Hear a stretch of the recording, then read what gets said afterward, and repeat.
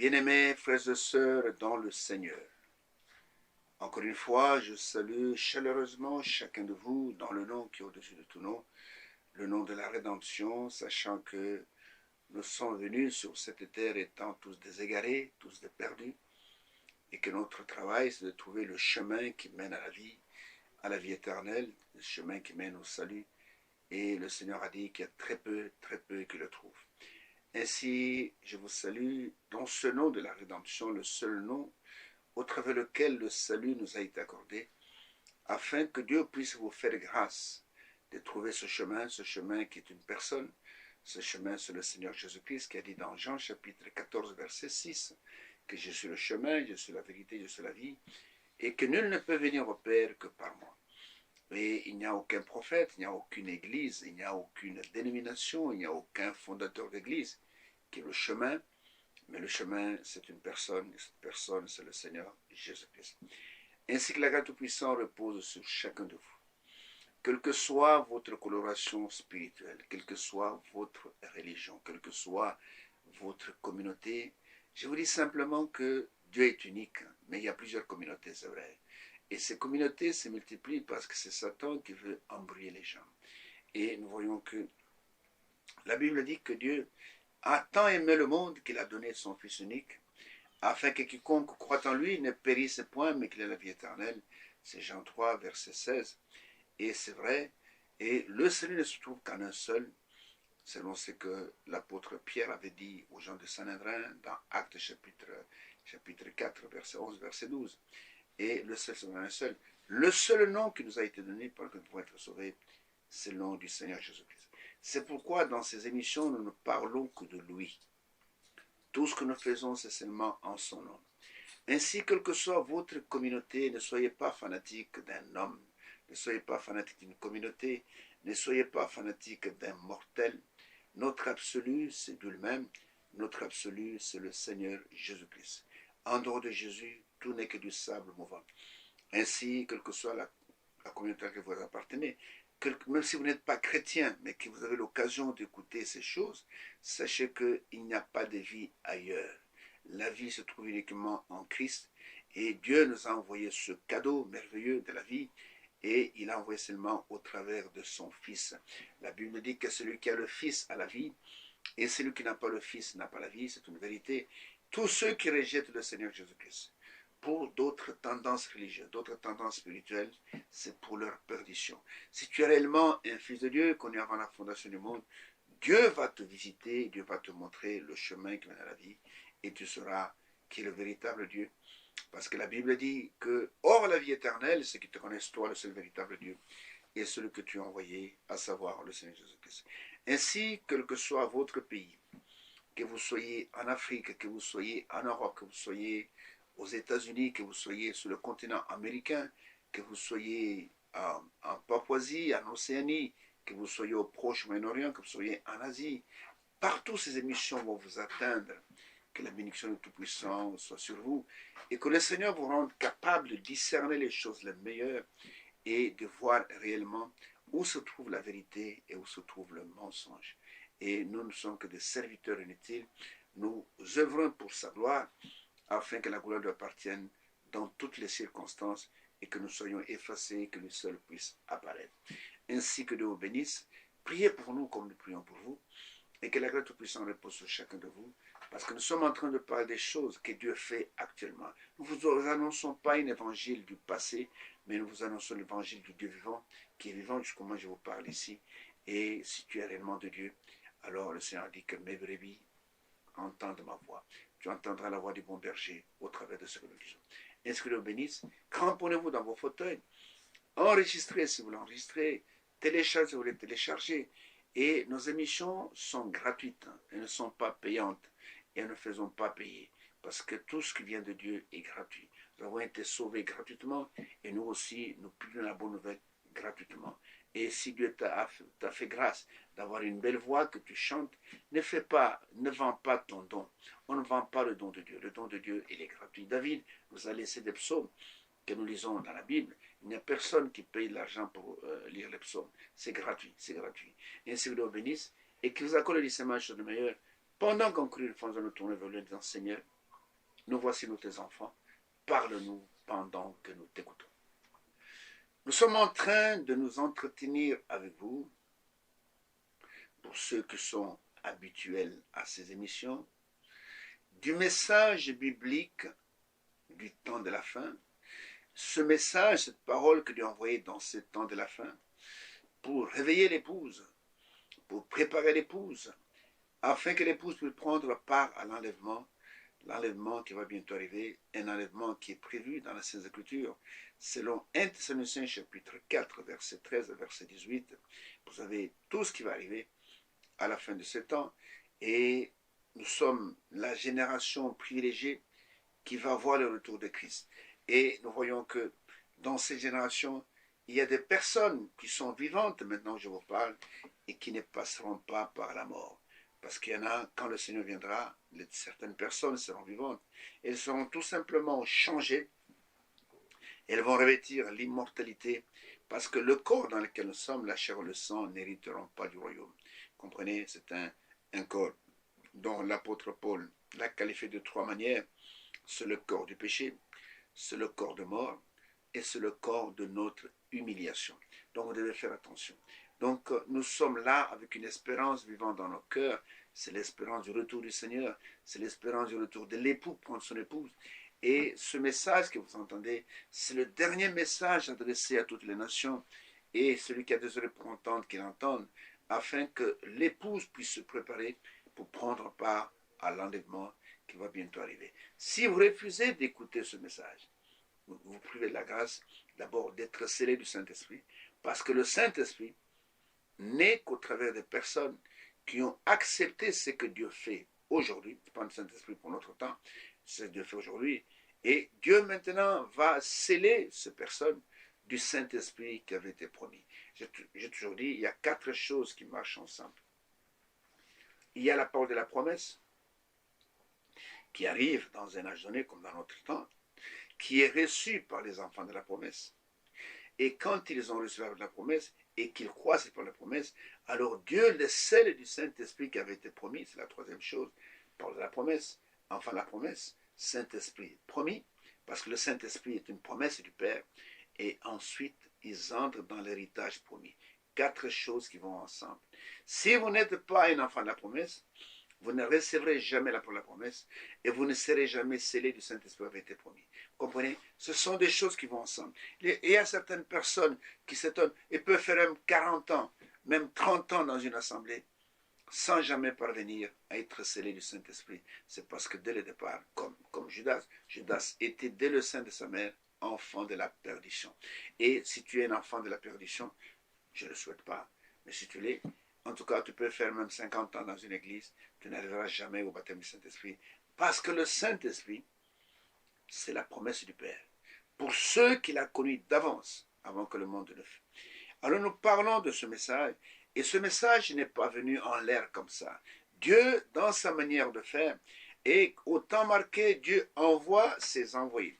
Et vous savez, quand Dieu envoie un prophète sur la terre, parce que Dieu a l'habitude de parler au travers des prophètes, selon ce qui est écrit dans Amos, le prophète Amos. Amos au chapitre 3.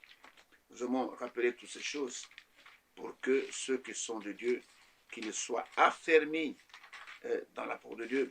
Et parce que tout ce que nous disons, nous le confirmons par la parole de Dieu. Nous ne vous racontons pas des fables habilement conçues pour vous amener dans un mouvement religieux. Non. Nous vous amenons auprès du Sauveur afin que vous puissiez expérimenter ce Dieu véritable et que ce Dieu véritable puisse venir habiter en vous par le Saint-Esprit et que vous soyez scellés pour le jour de la rédemption. Alors dans Amos au chapitre 3, je prends simplement le verset 7 que tous ceux qui sont du message connaissent. Écoutez-moi bien.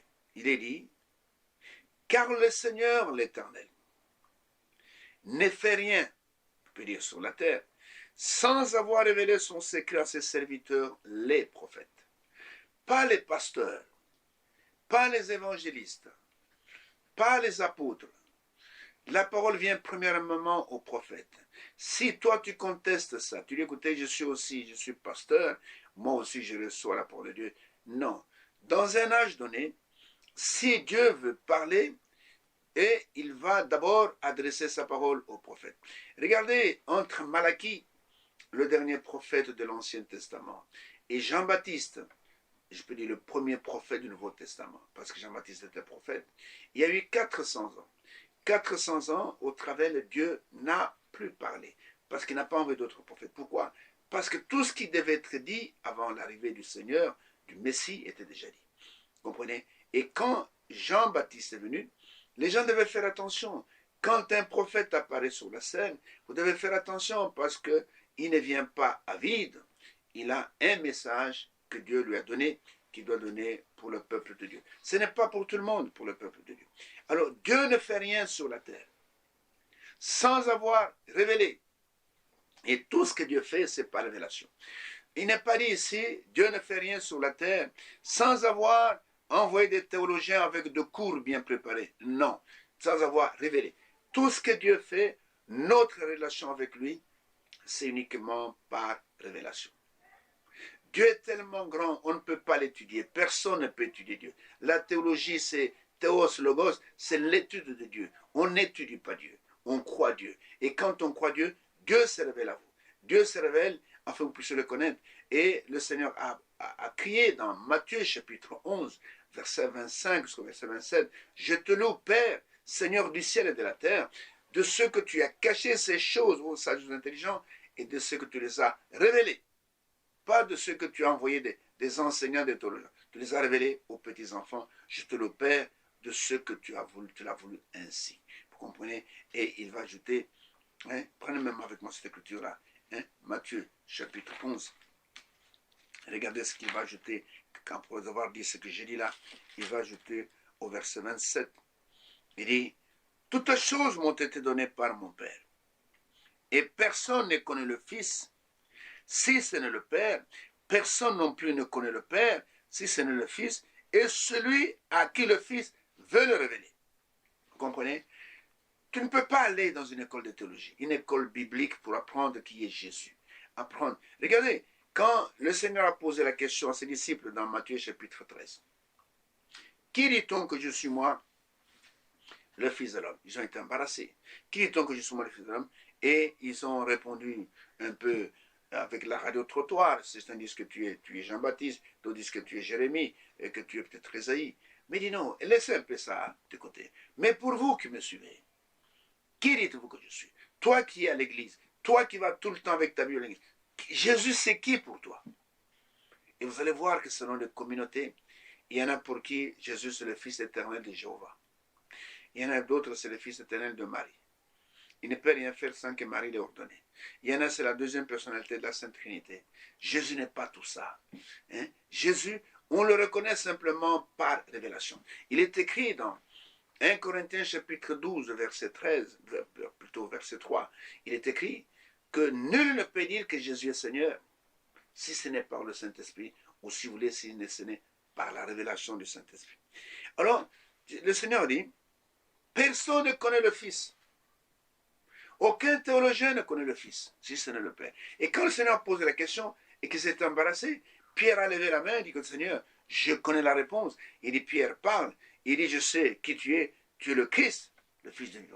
Le Seigneur lui dit, oh, tu es heureux, Simon, fils de Jonas, parce que ce que tu viens de dire, ce n'est pas la chair ou le sang, ce n'est pas un homme qui t'a révélé cela, mais c'est mon Père qui est dans le ciel. Pour savoir que le Fils, il faut la révélation du Père. Pour savoir que le Père, il faut la révélation du Fils. Comprenez, tout c'est par révélation.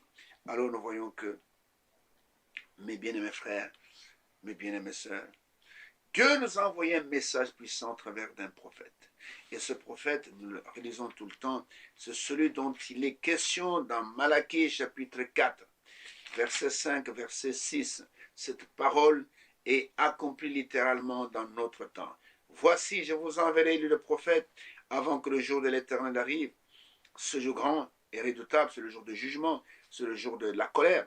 Il ramènera le cœur des pères à leurs enfants et le cœur des enfants à leurs pères, de peur que je ne vienne frapper le pays d'intérêt. De peur. Donc, avant que le jugement n'arrive, il doit envoyer quelqu'un avec une parole qui doit nous ramener à la foi de nos pères apostoliques et, je peux vous dire, aujourd'hui, cette portion de lecture que vous venez d'entendre est totalement accomplie. C'est le même prophète dont Jésus a fait mention dans Matthieu chapitre 17, quand les disciples ont posé la question, pourquoi les scribes disent-ils qu'Élie doit venir premièrement? Il répond au verset 11, il répondit, il est vrai qu'Élie doit venir. Là, Jean-Baptiste était déjà mort, décapité, il parle de l'Élie qui doit venir au temps de la fin et rétablir toutes choses. Et quand il vient, il doit rétablir tout ce que les dénominations ont renversé. Comme dit temps d'Élie, Élie, avant d'offrir son offrande, et il a dû d'abord rétablir l'autel de l'Éternel que les prophètes de Baal avaient donc renversé. Il doit venir, c'est la même personne dont Pierre fait allusion dans Actes chapitre 3.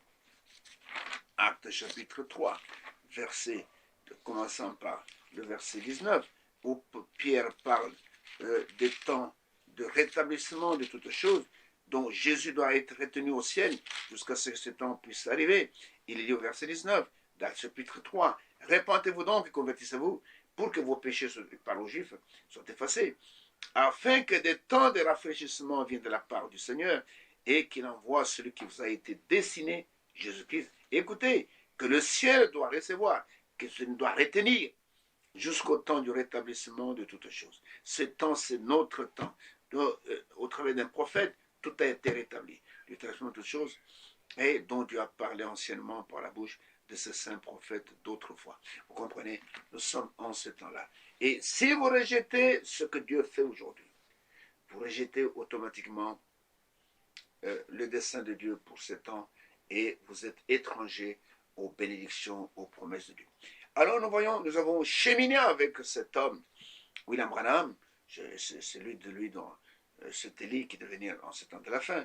Nous avons vu comment il est né dans ces montagnes de Kentucky, et à l'extrémité des États-Unis là-bas, dans les montagnes de Kentucky, à l'ouest de l'ouest. Et nous avons cheminé avec lui. Nous avons vu que finalement, en 1933, Dieu va lui parler. Il va lui dire que le message que tu as reçu, c'est un message qui sera précurseur de la seconde venue de Jésus-Christ. Et de la même manière que Jean-Baptiste a préparé sa première venue, ton message à toi, il sera précurseur. Ce n'était pas lui qui était précurseur, mais c'est le message qui sera précurseur. Et nous voyons qu'après cela, et il était parti dans cette dénomination baptiste parce qu'il pensait que pour servir Dieu, il faut aller dans une dénomination. Mais Dieu va l'en faire sortir. Et il va avoir un différend avec le révérend Roy Davis à cause des femmes prédicateurs. Et il va sortir de cette église. Et quelque temps plus, le Roy Davis va se moquer de lui. Quand il disait, voilà, j'ai vu en vision, j'ai vu ceci, le révérend Roy Davis se moque de lui. Il dit, qui peut venir t'écouter toi? Lui, c'était un docteur. C'était docteur Roy Davis. C'était un théologien. Et William Branham n'a pas fait d'études et il considère William Branham comme un primarien. Je vous pose la question. Montrez-moi dans la Bible où un prophète de Dieu a été dans une école biblique. Donc, qui va l'enseigner d'abord? Qui va enseigner un prophète de Dieu? Mais il est écrit dans Jean chapitre 6, verset 45, qu'ils seront tous enseignés de Dieu. Tous, nous tous, et les prédicateurs, et nous les fidèles, nous sommes tous enseignés par Dieu. Et nous voyons que, et quand il est sorti de là, quelques temps après, l'église de Roy Davis a brûlé. Et les gens sont venus le trouver, d'écouter, nous avons besoin d'écouter la parole de Dieu, nous sommes prêts à financer pour que tu construises un tabernacle. Nous avons vu tout cela, et nous voyons que Dieu aussi lui a donné un terrain marécageux. Oh, les gens, regardez, dans quelques mois, ce sera un garage qu'on va construire ici. C'était tellement marécageux. Mais aujourd'hui, et c'est là où se trouve le Branham Tabernacle jusqu'à aujourd'hui. Et donc, quand vous y allez, c'est un beau petit temple qui est là-bas, vous pouvez y adorer. Et le terrain n'est plus marécageux. C'est un bel endroit, je suis arrivé là-bas. Et le tabernacle est un peu plus joli que ce qu'il était en 1933-1934. Et les gens viennent là-bas du monde entier. Et les gens venaient du monde entier pour écouter la parole du Seigneur. Alors maintenant, je vous ai montré ceci.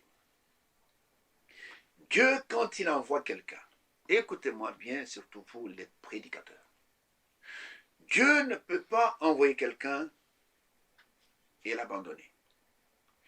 Dieu, quand il envoie quelqu'un, il marche avec cette personne. Et non seulement il marche avec la personne, mais il est là pour confirmer que c'est moi qui ai envoyé cette personne. Vous comprenez?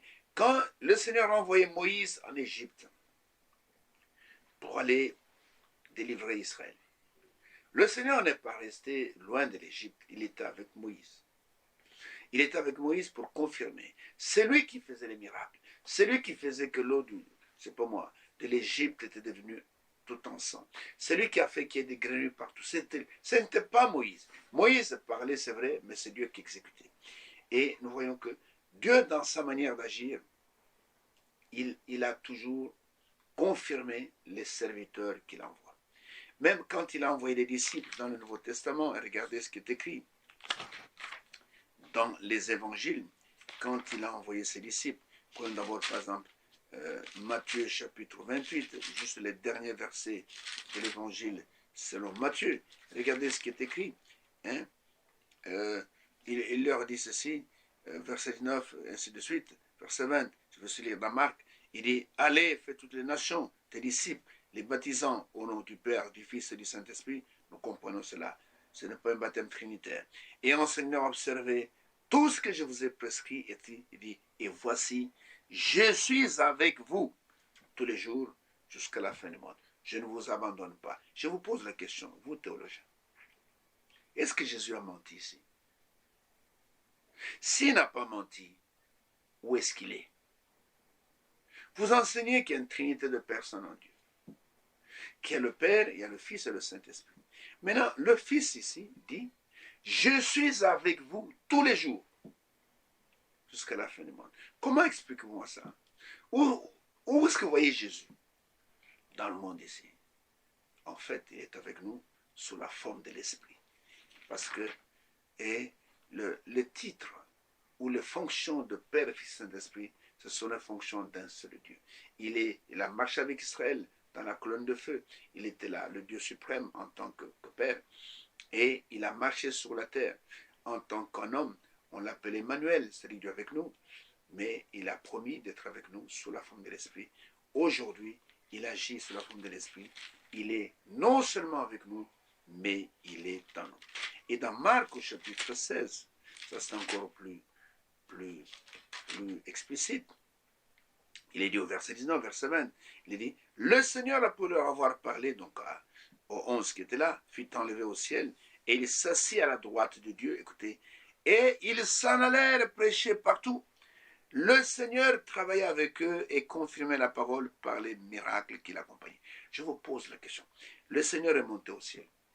Qui accompagne les disciples pour confirmer la parole? Vous avez déjà entendu que ce n'est pas moi. Quand Pierre prêchait, Jésus est apparu à côté encore de Pierre. Écoutez, je suis là pour confirmer la parole. Non, c'est par le Saint-Esprit.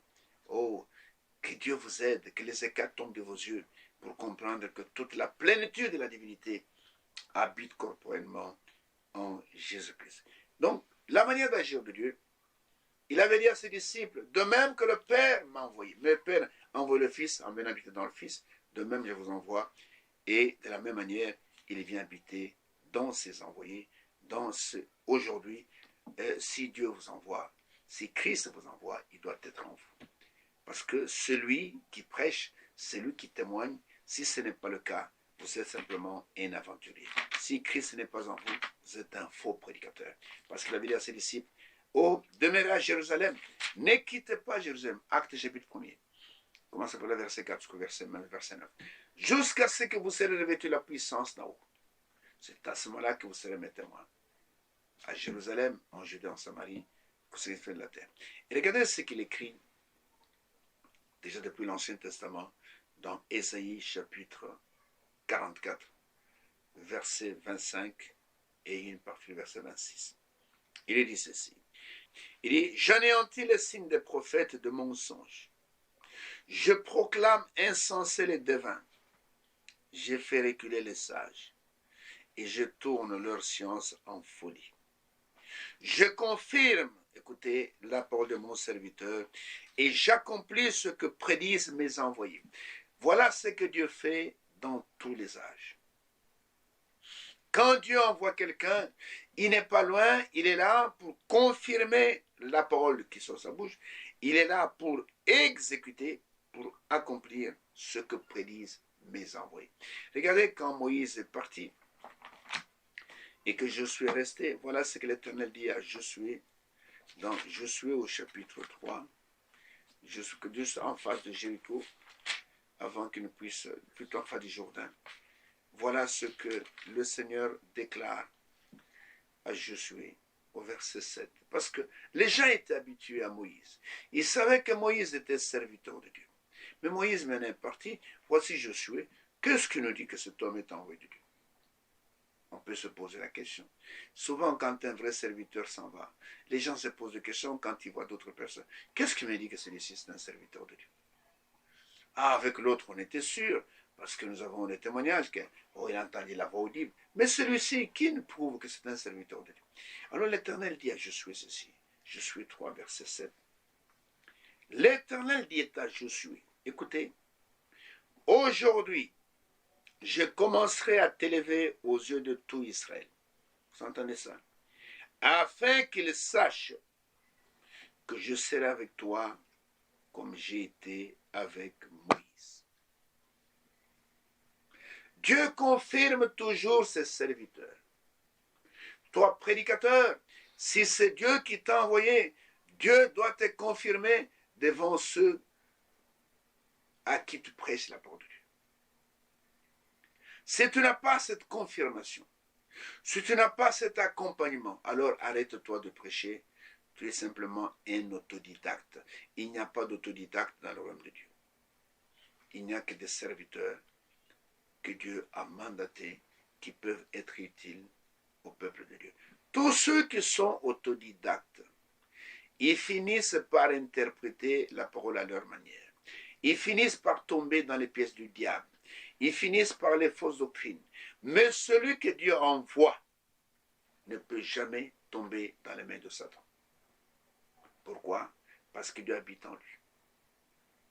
Tous ceux qui étaient avec nous depuis le commencement, qui sont tombés dans les tonnerres révélés, qui sont tombés dans les Branham de Dieu, qui sont tombés dans le prophète c'est mon absolu, c'est parce que dès le départ, ils n'étaient pas appelés, dès le départ, ils n'avaient pas le Saint-Esprit, dès le départ, ils n'étaient pas nés de nouveau. C'est pourquoi Satan s'est accaparé d'eux et ils sont devenus des jouets entre les mains de Satan. Montrez-moi dans cette Bible un prophète appelé de Dieu ou un apôtre appelé de Dieu qui est devenu après un serviteur de Satan. Ça n'existe pas. Montre-moi. Montre-moi quand Moïse a été appelé, comment Moïse est devenu serviteur de Satan. Ça n'existe pas. Montre-moi Josué, appelé par Dieu, et devenu serviteur de Satan. Ça n'existe pas. Montre-moi Ésaïe, Jérémie, Amos, Joël, Daniel, Ézéchiel, c'est pas moi, Malachie, qui sont devenus après serviteurs de Satan. Si vous voyez quelqu'un commençant son ministère avec puissance, et plus tard, il va tomber dans des fausses choses, il devient serviteur de Satan, Dieu ne l'a jamais envoyé. Tous ceux qui sont prédicateurs de fausses paroles, Dieu ne les a jamais envoyés. Parce que celui que Dieu envoie, il dit les paroles de Dieu. Jean chapitre 3, verset 34, première partie. Celui que Dieu envoie dit les oracles de Dieu. Et celui que Dieu envoie, il se distingue par une constance dans la foi. Comme Paul l'a dit à Timothée, dans 2 Timothée au chapitre 3. 2 Timothée au chapitre 3, après avoir parlé de Jeannès et Jambres, qui apparaîtront au temps de la fin. Au verset 10, il dit à Timothée, pour toi, tu as suivi de près mon enseignement, ma conduite, mes projets, ma foi, ma douceur, mon amour, ma constance. Ma constance. Et un homme qui a le Saint-Esprit, il est constant dans la foi. Les gens qui aujourd'hui, ils prêchent ceci, après ils disent, oh, je me suis trompé, ce n'était pas ça. Et d'autres même restent dans les fausses doctrines jusqu'à leur mort. Ne vous en faites pas. Dieu ne les a jamais envoyés. Ils ne sont d'aucune utilité au peuple de Dieu. Alors Dieu a commencé à confirmer le ministère de ce jeune homme. Nous avons parlé dernièrement de ce qui s'est passé avec M. Edouard Merrill, cet homme qui avait des fractures multiples, qui avait été écrasé contre un chariot, là, pour moi, par deux jeunes gens qui avaient le contrôle de leur voiture. Et Dieu a envoyé ce jeune homme prier pour ce monsieur Edouard Merrill à l'hôpital, et Dieu a ressoudé tous les os, et à tel point que le médecin était étonné. Ils ont publié cela, on a publié dans les journaux. Et il y a Madame Darel Mary, donc Anyan, qui était paralysée depuis 17 ans, nous avons parlé de cela, et comment, quand ce jeune homme est venu, sur l'ordre de Dieu, s'il vous plaît, avec son ami Georges, un petit Français, et qu'il a prié pour Madame Anyan, d'origine arménienne, et Dieu l'a guéri instantanément. Vous savez, Dieu confirme toujours. Alors maintenant, je vais vous parler de deux autres expériences qu'il a vécues. Je vais aussi lire beaucoup, et vous allez voir la manière dont Dieu agit, c'est une manière sans. Aucune personne ne peut imiter ça. Il y a des charlatans dans les églises qui font semblant de faire des miracles, mais de faux miracles. Écoutez, et Dieu nous a montré au travers de ce jeune homme, qui est devenu adulte aussi, un peu plus tard, la manière dont le Saint-Esprit agit. Nous avons vu au travers de son ministère, les jours de la Bible se dérouler de nouveau devant nous. Alors je vais prendre encore deux exemples. Je vais d'abord parler de la guérison de l'enfant d'un frère qui s'appelait frère Émile. Et c'est toujours au début de son ministère. Dieu a fait tout cela pour confirmer ce jeune homme, qui était jeune à l'époque, et pour montrer que c'est moi qui l'ai envoyé. Dieu ne peut pas envoyer quelqu'un et manque de le confirmer. Tout cela était avant que ce ministère puisse encore, la parole qu'il prêchait, puisse se répandre dans le monde entier. Et Dieu a fait tout cela pour montrer que je suis derrière ce jeune homme. Quand les apôtres ont commencé à faire des miracles à Jérusalem, ce n'était pas pour que Pierre soit célèbre, ce n'était pas pour que les gens soient célèbres, c'était pour que les gens puissent savoir que Jésus-Christ est vivant, qu'il est le même hier, aujourd'hui et pour toujours. Alors nous allons dans ce livre qui est la biographie. Je vais lire un passage assez long, mais c'est pour votre bien. C'est pour vous montrer, parce que notre titre, c'est le message biblique du temps de la fin, expliqué par la Bible. Je vais vous montrer que le jour de la Bible était de nouveau manifesté dans notre génération. Heureuses les personnes qui ont reconnu cela. Et quand je vois aujourd'hui les gens minimiser ce ministère, et d'autres ont tendance à élever notre frère Franck au-dessus de ce ministère, vous êtes des insensés. Personne ne peut remplacer William Branham. Tous les ministères dans le corps de Christ sont des originaux. Personne ne peut remplacer l'autre. Frère Franck avait sa place. William Branham avait sa place. Si vous ne reconnaissez pas la place de William Branham, vous reconnaissez seulement la place de Frère Franck, et même vous le déplacez la place pour faire de lui votre absolu. Vous n'avez jamais reçu le Saint-Esprit. Vous n'avez jamais pas expérimenté la nouvelle naissance. Alors, allons rapidement dans ce livre, la biographie, que j'utilise tout le temps ces jours-ci, à la page 47, au deuxième paragraphe. Et écoutons ce que lui-même dit. Il y a quelques semaines après cela, après ce qui s'est passé avec Madame Darel Onanien, et donc après cette guérison, quelques semaines après cela, j'étais chez ma mère un soir. Et j'avais prié ce jour-là.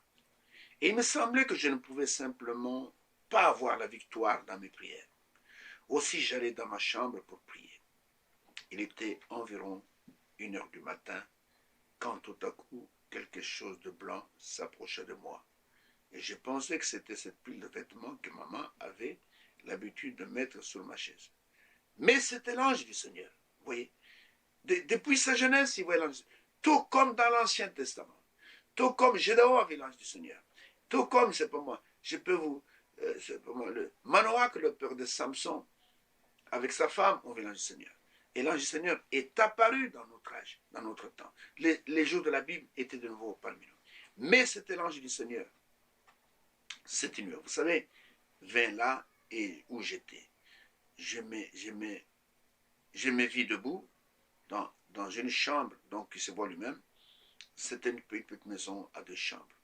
Les murs étaient lambrissés, donc un peu tapissés en rouge. À ma droite, il y avait un petit lit de fer. Et une femme aux cheveux noirs se tenait debout contre la porte et pleurait. Il y avait le père près de moi qui m'avait apporté un bébé dont les 2 jambes étaient recroquevillées sur la poitrine. Ses 2 bras, comme tout le reste de son corps, étaient aussi tordus. Et je me demandais, qu'est-ce que cela signifie? Donc il est en train de voir une vision. J'ai vu assise à ma gauche une vieille dame, enlevant ses lunettes pour y essuyer des larmes ou quelque chose. À ma droite, sur un divan rouge à 2 places qui allait de pair avec la chaise était assis un jeune homme blond, frisé, regardant par la fenêtre. J'ai regardé à mon extrême droite, c'était né cet ange du Seigneur qui me demanda, cet enfant peut-il vivre? Oh là là, c'est comme quand l'ange du Seigneur a demandé aussi à Ézéchiel, ces eaux que tu vois, peut-il revivre? Et Ézéchiel avait dit, je ne sais mon Seigneur. Et lui aussi, dans la vision, il dit, j'ai répondu, monsieur, je ne sais pas. Et il dit, étends tes mains sur lui, il vivra. Et je le fis, et l'enfant sauta hors des bras de son père, et tout son côté droit, et sa jambe, son bras et son corps se redressèrent. Il fit un autre pas de l'autre côté, se redressant, et il mit sa petite main dans la mienne, disant, frère Branham, je suis parfaitement guéri. Et ce petit portait une salopette en corduroy bleu, avait les cheveux bruns et une très petite moustache. Alors l'ange du Seigneur m'annonça qu'il m'amènerait ailleurs, et je fus transporté très très loin et me déposa près d'un vieux cimetière. Il me montra des chiffres sur une pierre tombale, près de l'église. Il dit, cela t'indiquera l'endroit où tu dois te diriger. Il me transporta dans un autre endroit, et cela me semblait être un petit village, ayant 2 magasins. Je m'avançai et me tins devant celui qui avait la devanture jaune. Et voici qu'un vieil homme sortit portant un veston bleu jeans, une salopette bleue, une casquette jaune en corduroy et ayant une grosse moustache blanche. L'ange me dit, il te montrera le chemin. La chose suivante, je me vois entrant dans une chambre, suivant une jeune femme assez corpulente. Comme j'entrais dans la chambre, les motifs de la tapisserie étaient rouges, et au-dessus de la porte étaient l'écriteau « Dieu bénit notre foyer ». Dans la chambre à ma droite, un gros lit en cuivre, plaqué, et à ma gauche, un poêle rudimentaire. Puis dans le coin était couchée une fille d'environ 15 ans, qui avait eu la polio ou quelque chose de semblable, qui avait retroussé sa jambe droite et son pied tourné de travers était replié par en dessous.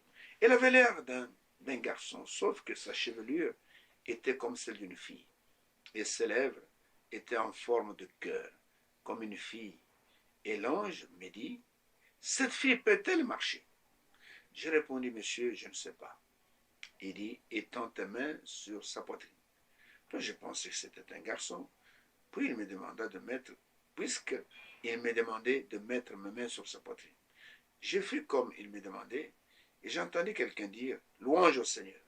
Je me redressai, aussitôt cette fille se releva, et montrant un genou rond, comme celui d'une fille, et dans son pyjama, elle marcha vers moi, peignant ses cheveux blancs. À ce moment-là, je pouvais entendre quelqu'un m'appeler. Frère Madame ou Frère Bill. Et ma mère appelait aussi. Sortant de cette vision, en quelque sorte un peu grisée, j'ai demandé, qu'y a-t-il, maman? De l'autre chambre, elle répondit, il y a quelqu'un qui frappe à la porte. Et je m'adresse ici. Je voudrais vous montrer ceci. Dès ce moment, le Seigneur va commencer à montrer à ce jeune homme les choses qui vont arriver à l'avance. Selon cette écriture, Jean 5, verset 19, le Fils ne fait rien sans que le Père lui ait montré la chose auparavant. Et il a montré ici 2 cas de guérison. Nous allons le voir en détail. D'abord, le garçon qui avait les membres tordus, tout ça, dit, est-ce que cet enfant, est-ce qu'il peut être guéri, il peut vivre? Il dit, je ne sais pas. Tout comme il avait demandé à Ézéchiel dans des visions. Et il montre cette fille qui avait aussi, comme la polio avec les jambes tordues, est-ce que cette fille peut-elle marcher? Il dit, je ne sais pas. Et pendant qu'il était dans la vision, en train de voir, un peu comme Pierre quand il était à Jopé, quand il a vu ce tapis avec des animaux impurs, et il entend qu'on l'appelle. Et quand il est sorti de la vision, un peu sonné, un peu étonné. Et sa maman qui dit, on est en train de frapper à la porte. Et écoutez la suite qui va venir. J'allais ouvrir, un homme entra, disant, frère, vous ne vous souvenez pas de moi? Je répondis, non, je ne crois pas que je peux. Il dit, vous m'avez baptisé, moi et ma famille. Mais j'ai fait fausse route, j'ai tué un homme il y a quelque temps dans une bataille. Il s'est cassé le cou à la suite d'un coup de poing. J'ai perdu mon fils aîné et le plus jeune est à la maison mourant. Le docteur qui vient de nous quitter m'a dit qu'un enfant avait une double pneumonie et il peut à peine prendre son souffle. Eh bien, je me suis souvenu de vous et je me demande si vous ne viendrez pas prier. Maintenant, comme vous savez, je suis le cousin de Graham Snelling et je m'en vais le chercher. Il demeure environ à un demi-mile d'ici. Viendrez-vous? Son nom était John Emile. Il vit à Miami maintenant, Miami. Et Graham Snelling, alors un bon garçon chrétien, est aujourd'hui le révérend Snelling, mais il n'était pas encore dans le ministère en ce temps-là. J'ai répondu, oui, monsieur Émile, aussitôt que je suis habillé. Il dit, je vais repasser vous prendre aussitôt que j'aurai pris Graham parce que je veux que vous priez tous les deux pour le bébé. Pendant que j'étais en route, je lui demandai, monsieur Émile, et suivez bien cette conversation, où demeurez-vous maintenant? Il me répondit, de l'autre côté du Tika. J'ai dit, vous demeurez dans ces petites maisons qu'on appelle Shotgun House, ayant deux petites chambres et situées sur une colline. Il me dit, oui, monsieur. Et j'ai dit, les murs sont faits de planches et languettes, rainurées et peinturées rouges. Il dit, c'est exact. J'ai dit, le bébé est couché dans un lit de fer et il a dans la maison du moins une salopette en corduroy bleu. Il dit, il les porte justement. Il dit, le bébé est tout petit, il a environ 3 ans. Il a les cheveux bruns pâles et une très petite bouche. Il dit, c'est juste. J'ai dit, Madame Emile est une femme aux cheveux noirs. Et cette chambre a un divan rouge, à 2 places et une chaise rouge. Mesdames, Monsieur Emile commence à s'étonner. Il me demanda, y êtes-vous déjà allé, frère Bonhomme? En fait, c'est ce qu'il avait dans la vision. Alors, il dit, oui, il y a juste un moment. Il répondit. Il dit, il y a un moment? Mais je ne vous ai jamais vu, dit-il. J'ai répondu, non, c'était en esprit, monsieur Emile. Puisque je vous ai baptisé, vous m'avez entendu parler des choses qui m'arrivent. Je vois des choses avant même qu'elles ne se produisent. Il répondit, oui. Est-ce que quelque chose de semblable vous serait arrivé, frère Branham? J'ai dit, oui, monsieur Emile. Et jamais rien, peu importe ce qu'il m'était dit, ne s'avérait faux. Votre bébé va être guéri quand je reverrai là-bas. Il arrêta sa voiture et s'affaissa sur son volant, disant, oh Dieu, sois miséricordieux envers moi et reprends-moi au Seigneur. Je te promets que je vivrai pour toi le reste de mes jours si tu prends la vie de mon bébé. Et là, il donna son cœur à Christ dans la voiture. Nous entrâmes dans la maison, tout excités. Écoutez, son regard, tout excité à son égard, une âme venait d'être juste de venir à Christ. Une fois entré dans la maison, toutes les choses étaient exactement telles que, sauf que cette vieille dame que j'ai vue là, donc qui essuyait ses lunettes, n'était pas là. Tout énervé, j'ai dit, amenez-moi le bébé. Or, ce bébé était sur le point de mourir. Le père m'amena le bébé et j'ai prié et sa condition empira. Il perdit son souffle. Il dut combattre, le secouer, ainsi de suite, pour le faire respirer. Je pensais maintenant à quelque chose de faux. Je me suis mis à réfléchir. Où est cette vieille dame Ainsi, il dut recoucher le bébé, essayant de le décongestionner parce qu'il respirait à peine. La mère s'est lamentée d'une façon hystérique. J'ai pensé, à cause de ma stupidité, j'ai mal utilisé la vision de Dieu parce que je n'ai pas attendu, étant trop énervé. Parce que quand Dieu donne une vision, et quand Dieu l'accomplit, il l'accomplit à la lettre, dans le moindre détail. Et il s'était précipité pour prier pour l'enfant, alors que dans la vision, il a vu qu'il y avait une vieille mère qui était là, et un jeune homme qui était assis en face là-bas. Ainsi, j'ai appris une leçon à ce moment-là. Et ils pensèrent que le bébé allait mourir d'une minute à l'autre. Pendant que j'étais assis là, ils continuèrent à me demander, Frère Branham, que devons-nous faire? Je répondis, je ne sais pas. La tête inclinée, je supplie, Seigneur, pardonne-moi. Quand le jour arriva, le frère Graham Snelling devait retourner travailler et M. Mill devait le ramener. Et je savais qu'il me fallait quitter la maison. Et pourtant, le frère Graham était supposé être assis sur le divan où j'étais assis. M. Mill mit son manteau. Je savais bien que si le frère Graham partait, il était difficile de savoir s'il ne reviendrait jamais. C'est-à-dire à ce moment-là, les conditions de la vision allaient être faussées. M. Mill me demanda, frère Bill, voulez-vous que je vous ramène à la maison? En quelque sorte, on a échoué, est-ce que tu veux que je te ramène à la maison? Je répondis non, j'aimerais simplement attendre, si cela ne vous fait rien.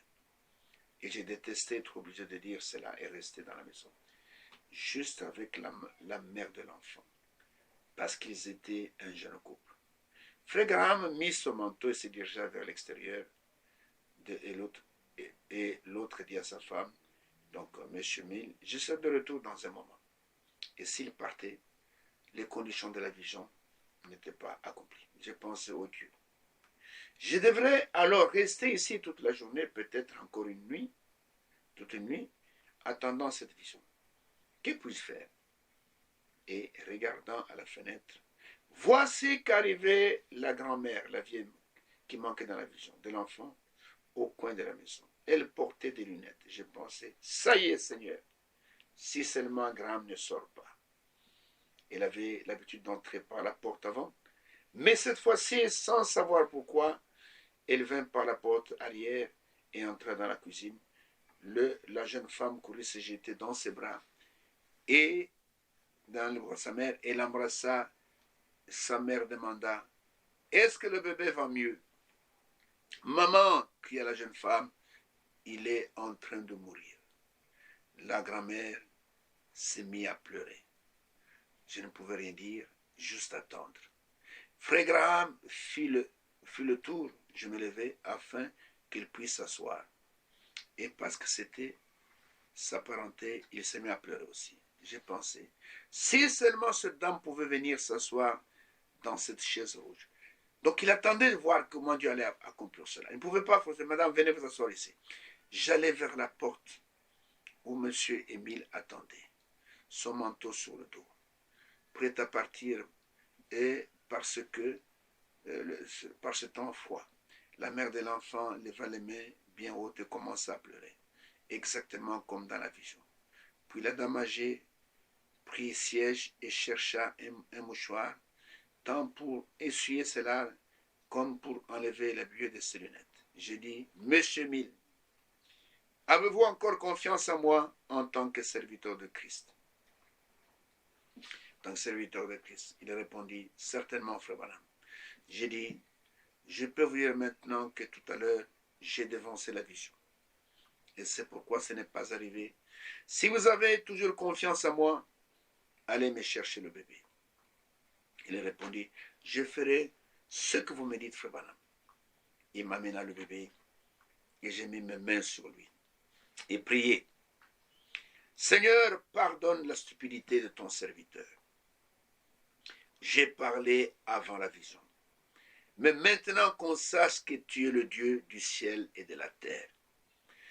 Je n'en dis pas davantage que le petit garçon attrapa son père par le cou et commença à crier. Papa, j'aimais ça bien maintenant. J'ai dit, Monsieur Mill, laissez faire l'enfant, ça va prendre 3 jours pour que cela le quitte. Parce qu'il doit y avoir 3 étapes de dégagement. C'était un lundi. Je suis rentré à la maison et j'ai tout raconté à l'Assemblée, leur disant, mercredi soir, écoutez, avant la réunion, je retourne. Et je voudrais que vous y soyez tous. Une fois sur le lieu, écoutez, les racontes qu'il a dit dans la vision, vous vous placerez autour de la maison et vous vérifierez quand j'entrerai là. Si ce petit bébé de 3 ans ne traverse pas la place, donc le salon à ma rencontre, ayant une petite moustache parce qu'il a bu du lait au chocolat ou autre, et il me prendra la main et dira ceci, frère Bill, je suis parfaitement guéri. Vérifiez si cela n'arrive pas. Il dit à l'Assemblée, vous allez m'accompagner. Voilà ce qui va arriver. Et comme ils étaient des gens pauvres, nous leur préparâmes un panier de provisions. Je n'avais pas d'autre auto à cette époque-là. Mais j'avais emprunté le vieux camion de la compagnie des services publics. Ce soir-là, tout un chargement y a là. Ma femme Meda faisait partie du groupe, mais c'était bien avant qu'on se marie. Je m'arrêtais juste devant la porte et frappais à la porte. La mère vint m'ouvrir, disant « Oh, c'est frère Bill !» Dans le coin, le petit garçon jouait. C'était le 3e jour. Je me suis arrêté, je n'ai pas dit un seul mot. Les autres regardaient dans les fenêtres en ce moment-là pour voir ce qui arriverait. Et l'enfant marcha vers moi avec sa petite moustache de lait au chocolat. Et il mit sa main dans la mienne et me dit, frère Bill, je suis parfaitement guéri. Ce soir-là, à l'église, cela fit raconter. Et j'ai ajouté, il y a aussi quelque part une fille estropiée qui est dans le besoin. Église, je ne sais pas ce que ces choses signifient. Et ça, nous le verrons dans l'émission prochaine. Comprenez? Et je voudrais m'arrêter seulement à la guérison. Vous voyez, Dieu va lui montrer des choses dans les moindres détails. Et je lance le défi maintenant à tous les prédicateurs, à tous les révérends pasteurs. Qui d'entre vous a déjà vécu des choses comme ça? Une conduite de Dieu dans les moindres détails. Une vision parfaite avec tous les détails et ce qui va se passer et comment l'enfant, d'abord il lui montre la maison où habitaient les parents de l'enfant, il lui montre comment l'enfant s'est habillé, il lui montre la maman de l'enfant, les couleurs de ses cheveux, comment il s'est habillé comme ça, et il lui montre quand il va prier pour l'enfant, sa grand-mère sera là, et voilà sur quel siège il va s'asseoir, il lui montre comment il y aura un jeune homme blond, c'était le Graham Snelling, qui allait s'asseoir en face. Tous les détails étaient là, frère. Nous avons reçu dans cet âge un véritable prophète. Je vous pose la question, dites-moi dans cet âge, ou même dans les autres âges, qui le Seigneur a utilisé de cette manière-là, dans les moindres détails. Et il va raconter à son église, quand il a prié pour l'enfant, et que l'enfant a été dégagé, ça fait la pneumonie, tout ça, et il dit, Frère Branham dit à l'église, 3 jours, je vais aller dans le mercredi, vous allez tous m'accompagner. Je vous dis déjà ce qui va se passer. Quand je vais frapper à la porte et qu'on va m'ouvrir, cet enfant viendra vers moi. Il sera habillé comme ça. Même la même chose, il sera habillé comme ça. Il aura une petite moustache. Cette moustache-là, c'est parce qu'il a bu du lait au chocolat, qui va lui laisser cette petite moustache-là, et il va venir vers moi, il va mettre sa main dans ma main, il m'a dit, frère Bill, je suis totalement guéri. Et vous allez voir cela. Et toute l'église, qui n'était pas nombreuse, a suivi, ils sont partis, et arrivés à la place, ils ont attendu dans le véhicule, et tout devant la maison. Et quand Frère Branham a ouvert, la maman de l'enfant est venue ouvrir, il a dit, oh, c'est Frère Bill. Et l'enfant, quand elle a entendu, et l'enfant se levait, habillé comme il était vu dans la vision, avec la petite moustache, et il est venu, et il a mis sa main dans la main de Frère Branham, dit, Frère Bill, je suis totalement guéri. C'était Dieu à l'œuvre.